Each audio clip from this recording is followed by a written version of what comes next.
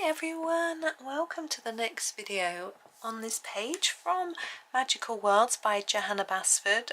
All the pictures have little tiny bird boxes in, apart from this one.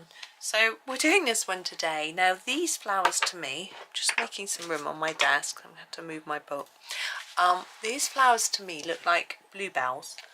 Now I've done a sort of violet-y colour, which bluebells really are. But I thought I would just do them in a bluey colour. I thought that would be rather nice. So that's what we're going to be doing with these. If you don't like blue, you can obviously pick whatever colour you wish. Now we've got an awful lot of blues in the Castle Arts, which is what I'm using. Almost as many as greens. But I don't want anything too dark. I want something quite delicate. I'm trying to decide while I'm yapping whether to make them darker at the bottom or the top, and quite how to colour them. I think what I'm going to do is start with a pale colour and then build on that. So I think I'm going to start with the larkspur, which is a Pasteltint colour. Here it is, larkspur. And just do a layer of larkspur over all of our flowers quite lightly. Okay, I think it's quite a pretty blue. You can use any colour you want. This is the lightest layer. So if you don't like blue, someone said to me they didn't like blue flowers. You know, we all have likes and dislikes. I do try and mix it up a bit. I'm not a big fan of certain pinks. Actually, the first picture I did on this page, I really don't like the pinks that I used there. The purpley pinks, but I know a lot of you do. So, but I really like the peaches I used for the other one, but some of you might think no. It's interesting, isn't it? Why do we like and dislike certain colours? It's fascinating that my dad's favourite colour has always been green. Always, and he likes green clothes. My husband says that someone who works in his office who always wears every item of clothing he wears is yellow, even his shoes. He's just yellow all over. And it's just very fascinating that we have certain likes and dislikes with colour. I mean, I have explained before, there's a certain pink I really dislike because they're the colour of travel sickness tablets.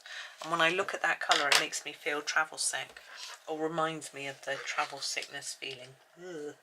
So, you know, that's sort of understandable, isn't it? Now, I'm just looking because I wanted to go from larkspur to gentian blue. Here it is, look. But they're so close. I might need to go darker. I think I'll try it. And there are some much darker blues that are quite similar. But I'm going to try this one first. This is from the Harmonious. They tend to have a bit more pigment to them, most of them, not all of them. So what I'm going to do, I've gotten plump for an idea. I've looked at these and I think I want these darker here at the base. And therefore that means I have to follow that pattern right through. Now you might want to do these in green as if they're unopened buds that have got a bit of a covering of leaf. So I'm going to try and just fade that down. That's working. You can see the difference in colour. But yeah, I like to do them as if they're a bud where you can see the colour, you know. I think buds like that are really pretty. My favourite buds are fuchsias. When I was little, I've told this story many times, I used to love popping them. And when you pop a fuchsia bud, it makes a lovely pop sound. And my mother would be forever telling me off for doing it, but I don't know whether it harms the plant or not. But it was such fun. Such fun. Like popping, you can do it on a bindweed as well.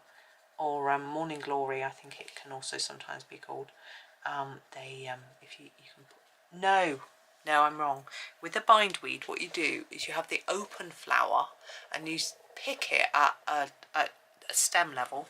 You rest it on your hand like that, and you can sort of pop the bit below the flower and the whole flower pops out. That's quite fun. My mum showed me how to do that, but she didn't ever have it in her garden. It's a weed. It grows everywhere. I had some in my garden last year. It grows everywhere around here. It's actually on the canal path, and then it just, our neighbours on one side, their garden sort of backs onto the canal, so we get them spreading from there. They're so huge, they spread so far. We have them spreading through, and it's like their tendrils spread across. The roots don't come into the garden, and then we also seem to have them coming from the back. The gardens, two gardens over the back and the one from the other side, they just come from everywhere. It's like attack of the bindweed, but they're so easy to weed because they're not sharp, or not like nettles or brambles or anything like that, so that makes them easy. And you just pull them, and you pull and pull and pull, and then you just get this long length of stem. You'll know if you've ever done it yourself. I am going to use the petrel blue, I think that's how you say it, just to do a little bit of detailing, and really sharp. And I'm going to show you with this one. Just, oops, put a line like that. I just want to break up those flowers to make them look like they've got separate petals. So it's quite fun, but I do sometimes worry as I start pulling where's the end coming from. I have this vivid imagination that I'm going to pull and pull and pull, and then suddenly on the top of the hill miles away a house is going to fall down because it was holding it up. So I tend to just break it off. But of course if you do that, then it's only going to come back. They do anyway. They're very determined, shall we say. Now I'm also going to use this colour for our little birdhouse roof. So I'm going to fade up to the top, just exactly the same as I did with the others. Nothing different, so really working that colour there. Now in the centre, because I don't think I'm going to go darker than this colour, I think I'm going to layer this up in the middle rather than using a grey. I may go over it with a grey if I think it's a bit too pale, but I think layered up it might just look dark enough, so we'll see how it looks at the end. I may forget to look, but if I forget, then that means I'm happy with it. Now we need to go back to our larkspur for the main body of the box and the shell, the perch and the surround. So I'm just going to lightly put a layer of this all over.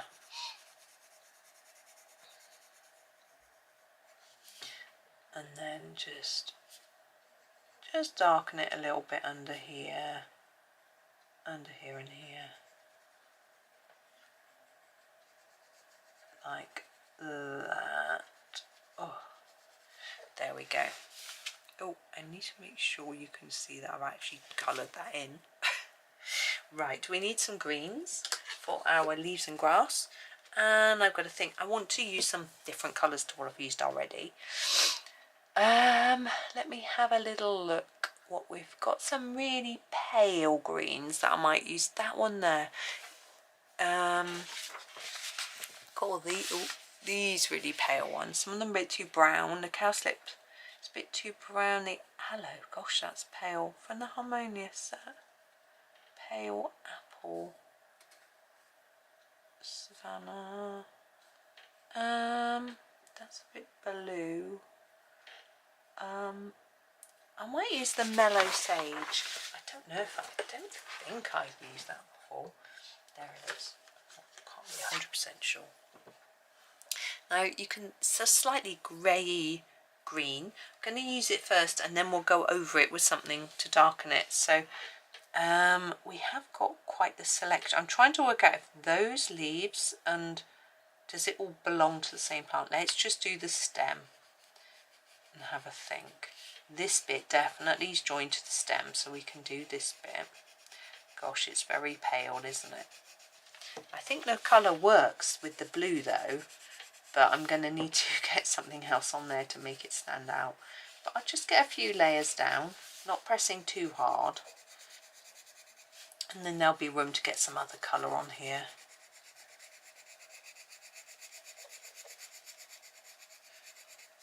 Yeah, my sister was saying she'd been gardening yesterday as well. She said she'd had some stings she said brambles. I'm going to do these as well.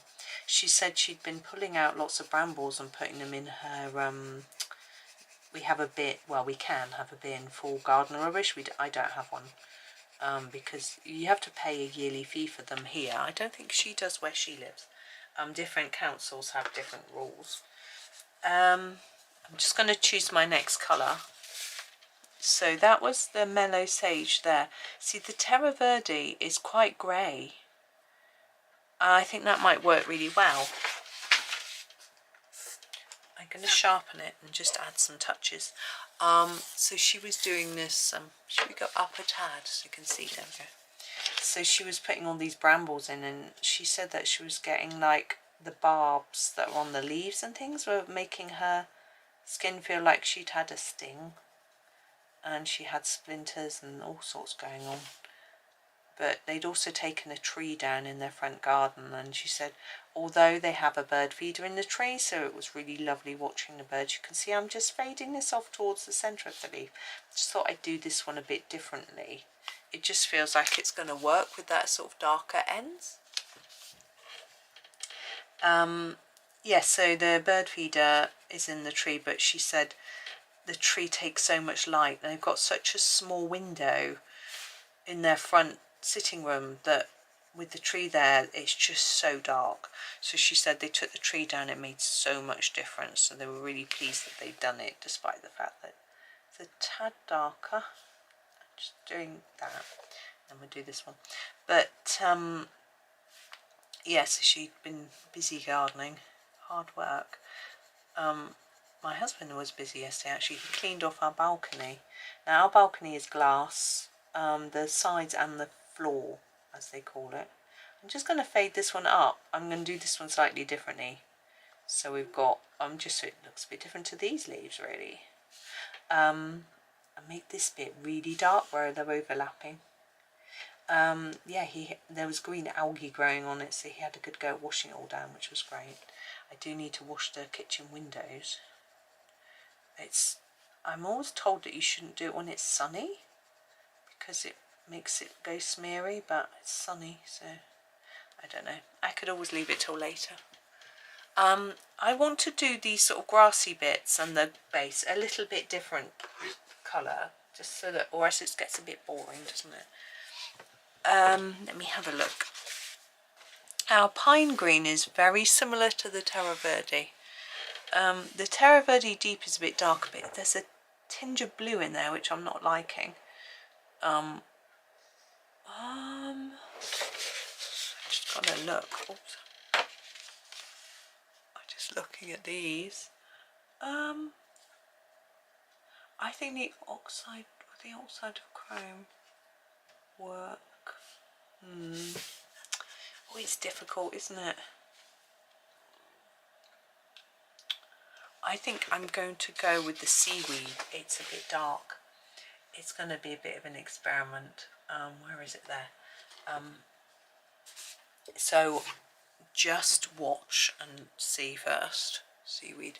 I'm only going to put it down lightly because it is really intense. So I'll put quite a bit down there and just lightly there. It's not going to end up looking like grass. But to be honest, I don't think it matters. We're not really going for realism. It might not be grass anyway. There we go. A little bit there and there. And now down here I think I'm just going to put a really light layer. You can see how even though I'm trying to put it down lightly, it's quite an intense colour.